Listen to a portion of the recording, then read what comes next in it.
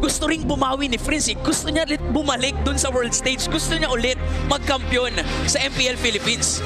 Yep, and kinilala itong si Super Prince as one of the best mid laners in the world. Yes. Earning the name of the Monster Mage. And yan yung kailangan niyang ipakita rito laban sa barangay kasi again, nakikita natin yung evolution kasi may Class S din na halimaw sa kabila. May Class S Trumade sa koponan ng Smart Omega. Nandyan pa rin naman si Ryzen. And re-respetuhin nila. In fact, Smart Omega ang rumispeto ng Fanny. Pinili kasi ng Onyx yung Broken Wall. So parang may mind games yun na si King Kong na yun eh. Di ba? Si King Kong na yun na kilalang kilala sa paggamit ng Fanny. So kinailangan tanggalin. At ito rin.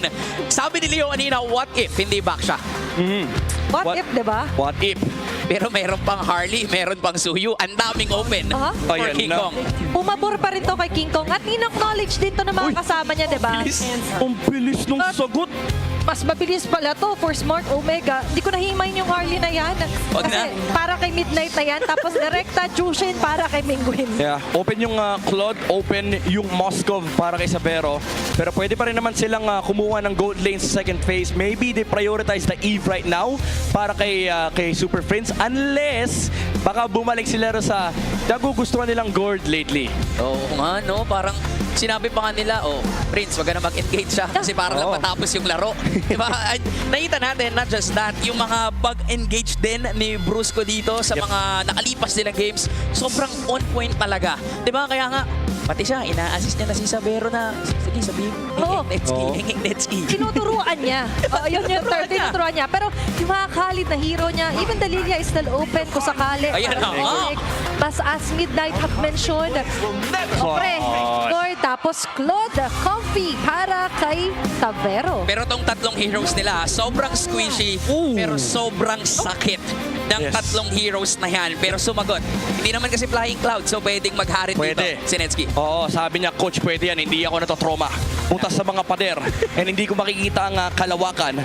And for Smart Omega, napakaganda na itong pick na to kasi it's one of the gold laners na typically sinasabi ng mga teams na kayang tumapat sa isang Claude, kaya ding i-survive yung Harley kasi meron kang way to survive yung Deadly Magic. As long as nakakagamit ka ng Chrono Dashes mo, umaangat yung shield, so nagkakaroon ka ng extra HP, hindi ka basta-basta mababurst ng isang Harley. Oo. Tsaka ibang klase rin naman talaga pagpakitang gilas itong si Netski sa mga nakalipas na laro. Di ba parang nandun na nga sa punto na nakikipaglaban na siya para dun sa trono. Di ba? Pero feeling ko meron tayong mga kasama dito. Ito yung masaya. May mga kasama tayo dito para mag-predict ano kaya ang say nila dyan. Hello guys? Hello? Casters, habang patuloy ang drafting sa tapatan ng Onyx Philippines at Barangay Omega, syempre lahat ng mga players, lahat ng mga fans ay humuhusga rin sa kanilang mga drafting. And I'm here with Onel and Rare Candy. Guys, sa nakikita nyo ngayon sa drafting, ano yung masasabi nyo? Ako para sa akin for the side of Onyx, I'm really loving the first 3 picks here for Onyx kasi sobrang komportable to para sa Onyx. Nakita natin kung gaano ka komportable at kung gaano ka dominant yung Harley and yung Gord dito. Actually yung tatlo dun sa side ng Onyx, yung Harley ni King Kong, Gord ni Super Prince, tapos yung Claude Sabero. Yes. How about you, Rare Candy? Ako naman, of course, I'm going to go to the side talaga of the dive comp here for OMG. Grabe, this Harith talaga para sa best gold laner ng MPL. Yeah, I love that here. Especially, it is a natural answer dito para sa poke comp here dito ng Onyx. So, again, very heavy dive here ang na-favor ko dito. And of course, meron pa tayong mga 2 spots remaining. Ano sa tingin nyo yung hero na pwede pa nilang i-add dyan? Now for the side of Onyx, I think kailangan lang nila ng roamer na magsusustain sa lineup nila because that's what they need, an initiator for the side of Onyx. Pero sa XP lane na naman, I think they can go for an Alice maybe, pero masyado na atang magiging magic heavy yung lineup na yun. So sa Omega naman, Honestly, it's the damage profile lang just to even out here for MG, and they're all set na for everything that Onyx will throw at them. And patuloy na nga ang drafting phase and they're almost set now. Back to you, Casters. Maraming salamat, Heya. Maraming salamat din, of course, sa mga estudyante ng Talent Academy. Merong hati din sila. Alam mong pwede Oo. ring maging caster talaga kasi Sus. binabalance out nila na para nga naman walang bias daw. Pero alam mo talaga na binabayasan din nila. Actually dito, yung dalawang teams natin. Now for Onyx, tama si Onel. Kulang pa sila ng pang-engage. Ayan na.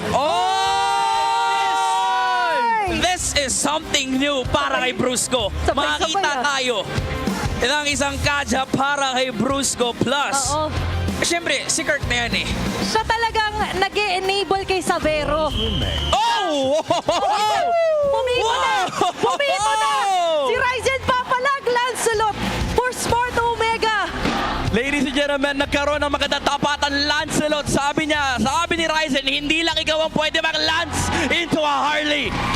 At hindi lang din sila ang pwedeng masaya kayo din, super fans. You can also scan the QR code and predict the match winner correctly for a chance to win 1,000 MLBB Diamonds. At mukhang ready na rin ang mga communities natin dito. Pero kung usapang super fans prediction, tila ba mas papabor pa rin talaga ang prediction sa super fam na Onyx. Pero sa nakikita natin sa barangay, parang wala naman silang pake sa mga predictions na yun. Rumoronda kasi sila. Diba ganun naman ang mga barangay tanod from the barangay ng Smart Omega. Tinitingnan muna nila yung area, kina-canvas muna nila na maigi. And that's why maganda rin yung Khalid pick para sa Smart Omega. Sobrang gandang laban yung pwede nating ma-expect dito. Pagkakaroon ba ng mga pagtupad sa mga engeng manifestations o makukontra yung mga ganon as we are heading on inside the game number 1, Super Fam versus Smart Omega. Maagang pagsilip mula kay Perxiva kasi alam niya na level 4 pa si Brusco. Yeah. Saka walang stun. And yan yung typical na ginagawa ni Khalid. By the way, itong Khalid na to, second time natin makikita itong Khalid na naka-master assassin instead of the Wilderness Blessing. I think ang goal dito ng Smart Omega is bigyan ng matinding pressure yung Onyx Philippines para makapag-farm ng payapa dito si Netsky and pati na rin si Ryzen. Pero nandun na naman yung Orange Gambit, oh. Oy, O, oy, yung gulo na oy, naman. oy. O, ikaw yung number 1 goal laner. O, ikaw yung number 1 pupuruhan kalahati para 1/3 na nga agad yung buhay doon ni Netsky. Binigyan ng ticket eh. O eto ticket papuntang playoffs. Kita-kits tayo doon. Pero balibag para kay King Kong. Agad na mabibigyan ng pressure. Papalag naman si Savero. Meanwhile, medyo half an HP left or mababa yung mga HP levels dito for Smart Omega. Grabe. But clear ang call doon ng Onyx. Kung lalaban kayo, papalag kami. Yun nga eh. Diba parang nakikita natin dito na pinoint out natin yung duo mid ng dalawang teams at kitang-kita natin yung rotations nila patungo agad para sumuporta sa mga kakampi. Yeah, parehas eh. Parehas aggressive, parehas gusto sumilip, parehas gusto mag-set up ng play. And makakapag-level 4 yung mga junglers natin. Ngayon, paunahan lang sa level 4 sa XP lane. And mauuna si James kasi makukuha niya yung XP Crab. Konting hintay lang. Kapag nag-spawn yung pagong, ayan na, level 4 na yung Hilda. Yep, kung kaya naman Smart Omega, they're placing themselves in opportunity na pwede kumuha muna James. ng first blood. James interrupting King Kong. Sakto naman, matatauhan nila agad yung mga bushes alongside ng turtle. Sakit! Perxiva makakasta na agad dito ng Deadly Magic habang dito si Kirk ay nag-aantay na lang din with a great zone and turtle take para sa Smart Omega. Grabe yung harang ng mga tanods. Talagang binigyan ng free turtle doon. Itong si Ryzen, pero sa taas pinaparamdam ni Savero na hindi gumagana yung mga engeng manifestations. Oo, alam mo, last week lang eh, pinagbigyan niya si Doming Kite. Same na same yung matchup, same na same yung lane, Claude versus Harit. And ngayon, mukhang praktisado si Savero sa ganitong lane-to-lane na tapatan. But for Smart Omega, once again, this is something that we've seen many times in the past few weeks. Yung capacity na pabagalin yung laro, just do the zoning job mula dito kay James at pati na rin kay Perxiva at makakapag-farm lang si Ryzen at pati na rin si Netsky. And ngayon ko lang parang nag-sink in sa akin na this is gonna be a Hilda XP lane. So talagang masasabi mo na hindi bibigyan ng madaling buhay ng Smart Omega dito yung mga damage dealers ng Onyx. 24/7 curfew ang nilagay nila ngayon. Laging may nakaronda. Oo, immediate agad yung magiging response nila. Plus, I do love yung Lancelot Harley. kung di mamaya, di ba yung kaya niya iwasan ni Deadly Magic, Oo. Ryzen has plenty combos to survive. And even si King Kong. Oo, sabi ni Ryzen, ganito yung Oh, ginawa mo sakto. last time. Ayan, tamang farm lang yung Lancelot. Ang goal lang nila dito is umabot doon sa punto na critical mass yung Lancelot at pati na rin yung Harit. Kasi even if umabot tayo sa late game, yes, mataas ang damage output ng Onyx, pero ang magiging number one problem nila is yung mobility and of course, yung zoning capability ng Smart Omega. Kasi again, kapag tumawag ng responde ang barangay, Ayan ang na. daming tanod. Tanod number 1 Perks, tanod number 2 James. Ang dami naman nung magbabantay sa'yo. Laging may nakabantay sa CCTV. Gano'n naman talaga pag minomonitor na maigi. Totoo. Kaya para sa Onyx, hindi pwedeng pag-alagala. Kailangan alerto kung saan manggagaling ang barangay. Oh, yun, no? Kasi sila naman, Grabe. di ba pwede silang sumalisin ng isa. Yun yung lakas ng lineup nila. Brusco, available na yung kanyang flicker, available din yung hatak. Sino ba ang mauunang sumet up dito? Tila ba? Nag-aantay pa sila. Yep. Kasi nga naman, this is gonna be a huge objective yung turtle na yan. Pwede ka sumalis kapag ka merong nangyayaring gulo. Pero ayaw kasi ng gulo sa ngayon ng Smart Omega. Nag-aantay lang sila kung sino masyadong lalalim, pero Brusco panghahawakan pa rin yung left mid bush. Ayaw nilang mauna. Talagang merong pasensya ang dalawang to. Oh, hindi rin kasi pwede basta-basta mag-commit ng skills dito yung Onyx kasi Uy. kapag hindi nila napatay yung mga target nila, ang daming ways to reset the fight kasi may heal si Perks Yes. at si James ay tatambay lang sa damo. Plus, dahil Broken Walls, kaya ngang iusot ng gusto yung turtle. Yeah. Watch why. Smart Omega makakasecure niyan. Doon agad yung Mystic Gush. First. Makakasurvive pa ba si Jace? Mukhang hindi na nga lang din dahil Onyx will get the first blood. Out na muna for Perxiva and Ryzen. Mingwin with the Crimson Beacon, Lantern Flare. Sa mga susunod sa kanila, kahit ilawan ng tanod, yung Super Farm ngayon ay nag-iinit talaga. First blood ang nakuha nila laban sa turtle ng Omega. Turtle para sa first blood. Mukhang Onyx pa rin kahit paano yung makakasecure ng lead dito kasi nakikita natin na nasa kanila yung goal lead. Yeah, and ito yung isa naman kailangan intindihin ng Omega even if nakakakuha sila ng farm. Oh, Perks! Whoa!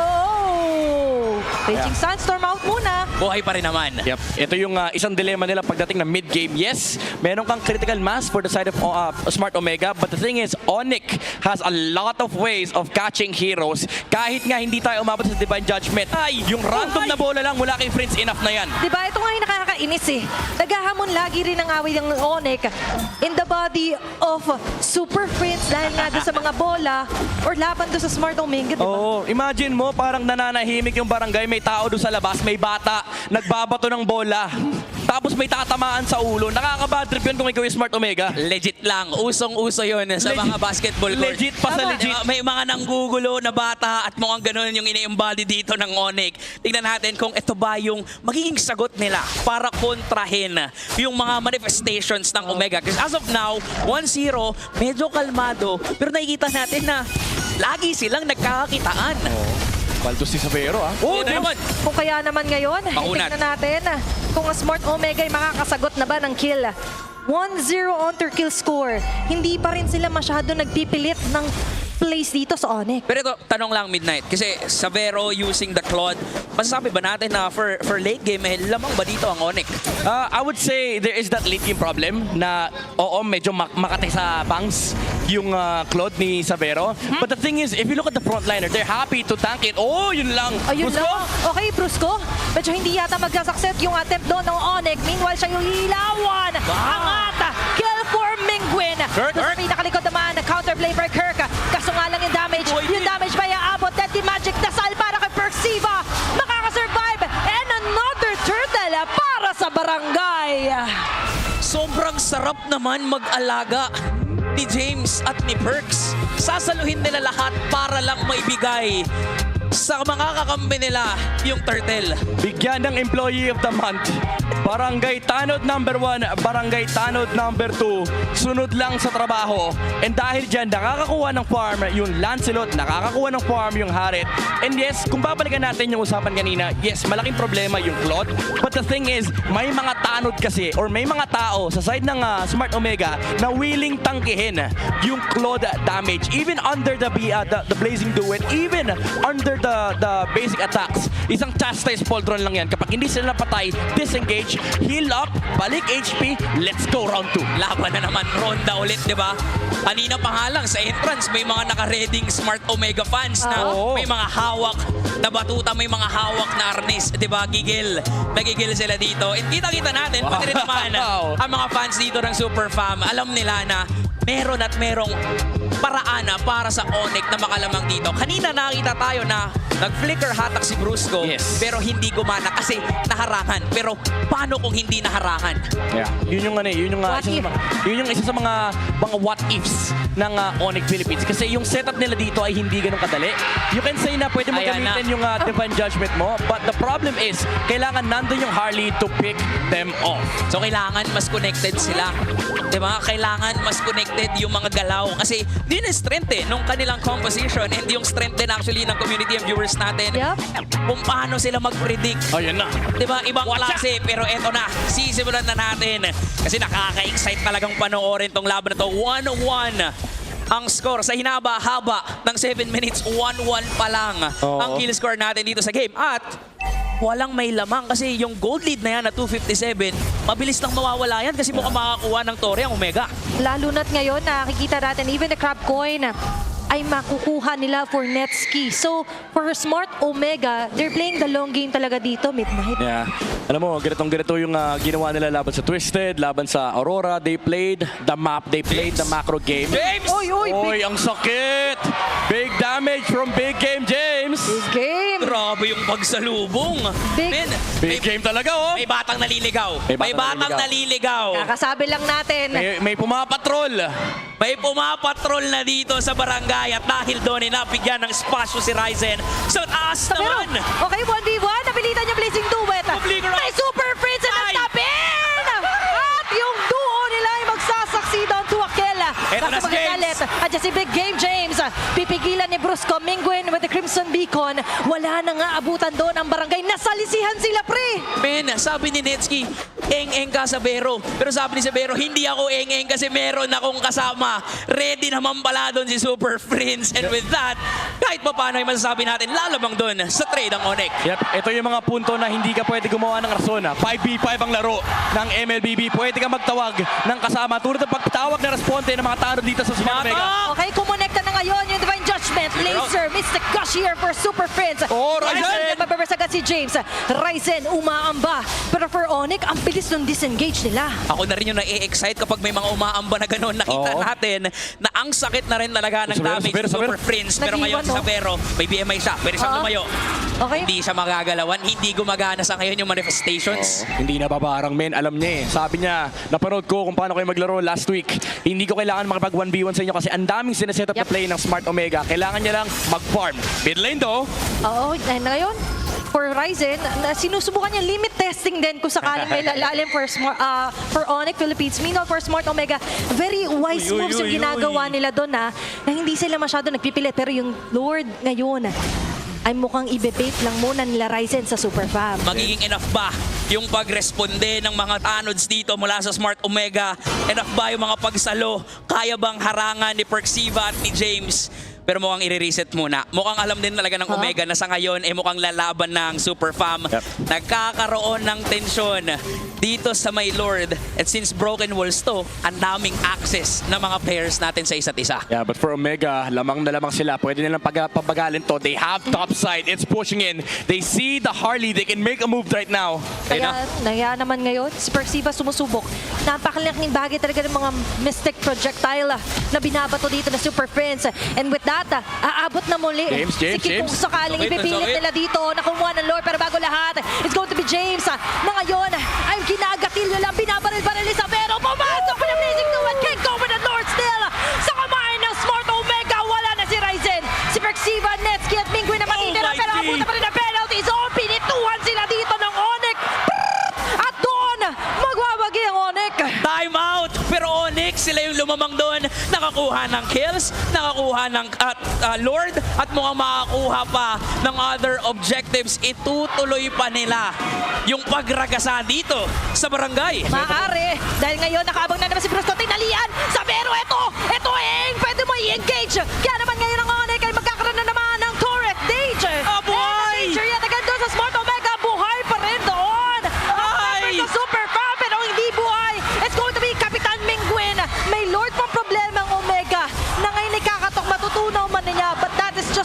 of an advantage para sa Onyx. Isang clash lang, isang divine judgment Uy, mula uy. kay Brusco. Oh, kamuntikan pa, Prince! May kasama pang recall. May kasama pang mga bola na pag tinamaan ka, talagang mapapauwi ka talaga. 4.3k gold lead sa isang iglap lang, sa isang team fight lang, nakuha ng Super Fam yung control sa game na to. From 200 to 4.8k gold lead. Classic Onyx signature na tila bang ayaw magpa-analyze. Imagine mo, pinituhan nga talaga sila kasi tumalon si Brusco. Eh nakahanap siya ng isang malaking pickup kaya naman nagsimula yung team fight. Oh! Oh my gosh! Even Persiva, the tankiest of them all ay natutunaw. Aray ko. Na-force agad yung Sun Guard. Mag-engage pa dito sila James. Nadadapot ang slide dito si Brusco pero aatras. Ay, oh, break Onyx up. hindi! Nagbago yung isip! Menguin, Crimson Beacon out! Si Kirk ngayon mapipilitan mag-penalty zone. Pero habang siya ay nasa ere, yung ibang mga members siya ay gagawa Pinata. yata ng Oh my play with the goodness. divine judgment. So press dito si James. Aabutan pa rin naman dito ng mga barahan na magagaling kay King. Ay! Mapapatay pa siya doon. Persiva try to run away. Pero hindi na siya pabawiin pa dito ng Onyx. It's going to be a kill for Super Friends. Laban dito, laban dyan. Akala ng Omega lamang sila. Akala nila may home court advantage. Pero yun pala, Super Fam pa rin yung nakakalamang dito at pwede pang ituloy. Oh my ang goodness. pressure sa itaas. That is just too much! Savero, anong ginagawa mo dyan? Na mukhang naligaw pero hindi. It's Oh all my part of the God. plan. Making it a double kill. What a setup move here for Kirk. Eliminated ang apat. Menguin ngayon nag-aantay na lang ng susunod na mabuhay. It's going to be James. Depensang malupet para sa Oh, Smart Prince! na kailangan. Pero only Mystic Gosh ngayon ang ginagawa nila Super Friends. Persiva buhay na rin. Oh, Nasa laban na ng naman. yung Mystic Projectile mapipigilan ang pagragasa dito ng Smart Omega. Kahit ano yatang pagpito ang gawin dito, mukhang ayaw magpapigil ng dalawang teams natin. Tinatry ng Omega, humanap ng paraan para makabawi, pero laging Onyx yung nananalo sa mga palitan. Nakakabadrip na yung bata sa labas ng barangay. Bato ng bola. And welcome to Monster City mula kay Super Friends. Hindi makagalaw yung mga frontliners. Ang dami niya nakokontrol, forcing out so many important mobility skills mula sa barangay. Even at one point, canceling yung mga chrono dashes mula dito kay Netsky. Ngayon na merong Lord, 6k gold lead ang hawak dito ng Onyx, pero tila ba lalaban pa rin ng Omega. Nasa ilog na sila ngayon. Mukhang kailangan na nilang lagpasan ang mga tulay. Nakakaharapin, nag-conceal play si Perks. Okay, nag-aantay lang dito Uy, sa Persiva na may matatalo ng kaso nga lang yung Raging Sasha niya mag-fail. Kirk with the penalty zone. Sinalubang si Ryzen ngayon merong deadly magic kaya mapapatras sa Smart Omega. Immediate yung connection doon ng Onyx. Dito, Uy, Hindi pa tapos. Ayaw talaga magpagalaw. Netsky. Okay? Umayo na attack! Sabi niya, ano lalayo ka pa? Ito, hinain na naman kay Savero. Blazing do it, papasok. Onyx, hindi na yata nakakailangan ng pamagantay pa ng iba. Dahil nagigisa pa agad na nagigisa pa dito ni Brusco pati ni King Ang Kong. sakit. James trying to run away, surviving the deadly magic and the card tricks here from King Kong. Ang daming moments na mukhang gustong lumaban ng Omega, pero yung Onyx binibili nila yung trip. Oo. Binibili nila yung trip ng Omega at sila pa ang nagwawaging. Ngayon may Lord kasama dun sa gitna. Endable na ba to? Dinay naman nila na matapos agad. Kaso sakto na naman ang Mystic Gush here for Super Friends. Kick for the parental zone. At kay for Smart Omega, unti-unti nabubura ka lang base. It's going to be Onyx Philippines taking game number 1. Mukhang ready at alam ng Super Fam paano kontrahin yung mga eng-eng manifestations na ginagawa ng Smart Omega. 1-0 na at isa na lang sa kanila na ang sering ito. Kakaibang synergy ang pinakita sa atin ng Super Family. Coordinated plays, the strength of the Super Duo mid. Brusco and Super Friends pinakitaan ng mala-impactong rotation, mala-impactong reinforcement. And tama ka kanina, QWERTY, yung duo mid ng Onyx, sinasama pa nila si Savero. Parang ano no? As in, ginagawa nilang bilong dun sa rotations. And Oo. sobrang laya dito ni Savero sa game na to. Again, sobrang commendable pa rin yung ginawa ng Omega nung early game. Pero yun nga 5v5 kasi to. Oo, Yun yung 5v5 kailangan itatak sa isip ni Netsky. 5v5 to, laging ready ang Super Fam. Respondihan yung kanilang mga kampe. Doon nagsimula, akala niya 1v1 tayo sa Vero. na-realize si Savero, hindi naman kasi required Oo. na 1v1 lang. Super Prince to the rescue, Monster City. Yun nangyari dito for game number 1. Like na like natin yun. Like na like Like natin na like yun talaga. para dito sa Super Fam. Yung ginagawa nila ditong pag-kite sa Omega, yung damage output ni Super Prince, enough yung true Grabe. damage para tunawin yung mga sinasabi nating willing mag-alaga sa Omega. Tanod number 1, tanod number 2. Pero dito, yung bata number 1, yun yung naging sakit sa ulo ng Smart Omega. Pinasahan ng mga bola, men. Hindi makapagtrabaho kasi binigyan ng bola. Binigyan ng responsibilidad. And dahil dyan, ang ating game MVP ay walang iba kundi ang ating Monster Mage. Super Friends on the board. 100% Wow! kill participation. Every single kill that mattered in this game all came from the balls. Oo. All came from the Gordon. Yes. Ni Super Prince. Ibang klase yung rotation niya dito sa game na to. Kung nasan siya, laging may namamatay. Kaya nga 100% Monster City, men. Ibang klase yung galaw dito ni Super Prince. Pinoint out natin kanina na yung duo mid talagang matindi. Sinabi natin na tinuruan ni Brusco si Savero, pero wag daw natin kakalimutan Yeah. si Super Prince. Oo. Alam mo, may mga nakangiti din sa gilid-gilid ko sa may bandang kaliwa, Western Sea. And feeling ko proud na proud si Mr. Naisu, JC Rezabec, Gord, dahil si Gord ay nagme-meta na. And I feel like hindi lang naman dahil sa strength nung hero, kundi pati na rin sa kanyang spatial awareness. Yes. Ang ganda kasi nung ginagawa ni Super Prince na hindi niya ginagamit basta-basta pang set yung kanyang mga skills, but also he utilizes it to zone and also yung pang punish na kapag may gustong lumapit sa kanila, like for example yung Zushin tulad nito, yung Harit na gustong lumapit, naka-ready lagi yung mga stun and naka-ready lagi yung Mystic Gush for Yep. the burst if they ever get a catch onto Smart Omega. At yun yung pinoint out mo nga kanina. Ang daming pang dive ng Omega, pero dahil dun sa timings kung kailan gagamitin ng Onyx yung skills nila, napigilan yung mobility na meron ng Omega. And again, Super Fam, ready sila sa pagpasok sa game na to. Kahit naman sa kalye, pag nagro-ronda ka, pag may bola, assume mo may batang kasunod eh. Tama. Hahabol dun sa bola. Tama. So napapahinto lagi ang Smart Omega. And yung batang to, grabe, parang 20 years na siyang bata. At ang matindi, hindi lang basta bata, may kasama pang kuya. Oo. Eh, di ba? Akala natin, ang daming Pamilya. moments dito na 1v1 Ayun, lang.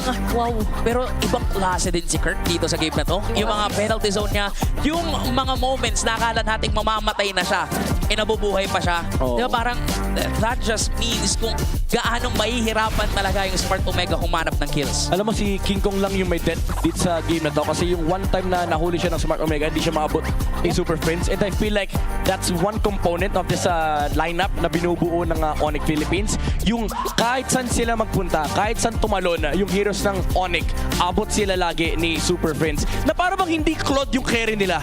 Para bang ang pinoprotektahan nila yung Gord. Di ba? Ibang klase yung ginagawa dito eh. Ang sakit talaga ni Super Prince. Si Savero, men, may isang clash na nag-blazing duet, nag-flicker pa papasok. Para bang siya yung frontliner na hindi siya Claude, hindi siya carry. Sabi niya, oh, I will make space for Super Prince. Ganun eh. Ganun Oo. yung vibes eh. Oo, pwede kang baka nga tinagalog niya na yun eh. Pwede rin. Magaling Diba? na siya magtagalog. Di ba? Alam niya na Ako pakala, pre. Oo, yan. Ako bakala, pre. At nagawa niya yung trabaho niya dito. And yun yung masasabi nating naging improvements ng Super Fam. 14,000 damage taken on the Gord na may, mind you, may Lancelot, may Hilda, may Khalid, may Harit. There's no way this happens in your RGs, okay? Kapag ganito yung composition ng kalaban, tas Gord ka, lalo kung pangalan mo Burrito, 10 deaths. Kung may protect the king, may protect the prince Oo. para sa Onyx Philippines. And with that, grabe rin naman talaga yung naging progression nila all throughout the round. Nung akala natin na parang nagiging slow game, 7 minutes na 1-1 pa lang yung kill score natin. Oo. Binigla tayo. Ako na mag-sorry sa'yo, Kuya Burrito. Wala kasing protect the Burrito eh. Wala ang protect the Burrito. Protect the king, protect the prince meron, pero protect the burrito wala. Pero yung itemizations din ni Super Prince dito, glowing one, tapos bili agad ng blood wings. Alam mong gusto niya ring mabuhay. At the syempre. same time, gusto Oo. niya ring mag-deal ng damage, di ba? Pag bili ng Divine Glaive, lahat ito na talaga Oo. mula sa Omega. Ang tawag ko dyan ay BP, yung Burrito build. yung defensive item. Pero kasi this game, medyo importante. May Lancelot, Kailangan. may Khalid, may Hilda. And hindi naman kasi sila nagkukulang ng damage. In fact, supplement nga lang siya ng damage ng early to mid game. Kaya medyo nahihirapan lang sila kasi again, ang daming reset ng Smart Omega. Pero nung umabot ng late game, wala nang sinasanto, wala nang nire-respeto yung Gord. Mali nga yung tanong ko pala eh. Di ba? Ano ba? Kasi pinag-usapan natin kanina parang lamang ba